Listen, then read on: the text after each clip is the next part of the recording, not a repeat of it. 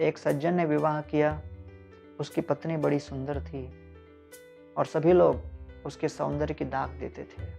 कुछ दिनों के पश्चात उसको अचानक कोई बीमारी हो गई उस महिला को, और उसके मुख का सौंदर्य कुछ नष्ट हो गया। अब वो बड़ी भद्दी दिखने लगी। उसके कुरूपता को देखकर कई लोग सोचने लगे, इतना बड़ा परिवर्तन अभी पति कैसे झेलेंगे।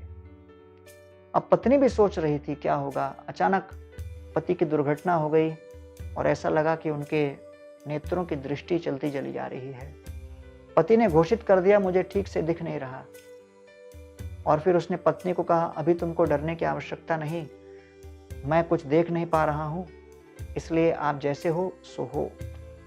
कुछ दिनों के पश्चात पत्नी की मृत्यु हो गई और जब सारे पड़ोसी पति के पास आए, पति कहने लगे, मैं इस जगह से दूसरे शहर जाना चाहता हूं क्योंकि यहाँ पर मुझे अपनी पत्नी की याद आती है।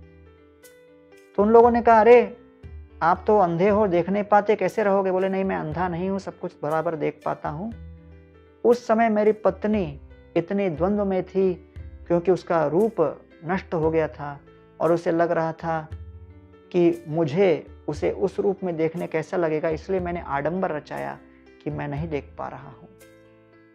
इस प्रकार मैंने जो किया केवल उनके मन को सुकून देने के लिए किया। विश्रम्भेण आत्मशौचेन गौरवेण दमेन च शुश्रूषया सौहृदेन वाचा मधुरया च भो।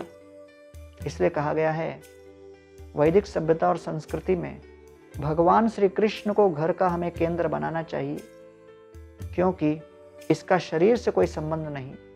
चाहे कोई जवान हो, वयोवृद्ध हो, सौंदर्य से पूर्ण हो या कुरूप हो, किसी प्रकार की कलाएं हो न हो, धन हो या निर्धन हो, कृष्ण जब हमारे घर के केंद्र बनते हैं तब फिर परिवार का हर सदस्य एक दूसरे की सेवा विश्रम्भेण, बड़े भाव के साथ, आत्मशौचेन, स्वच्छता के साथ, गौरवेण, गौरव या सम्मान के साथ, दमेन च, अपनी इंद्रियों को नियंत्रित करते हुए, शुश्रूषया, सेवा भाव को व्यक्त करते हुए, शुश्रूषया सौहृदेन, एक दूसरे का शुभ चिंतक और हितैषी बनकर, वाचा मधुरया च भो, और बड़े प्रेम पूर्वक मिठास भरे शब्दों से एक दूसरे के चित्त को हम संतुष्ट करते हुए इस प्रकार कृष्ण भक्तिमय गृहस्थ जीवन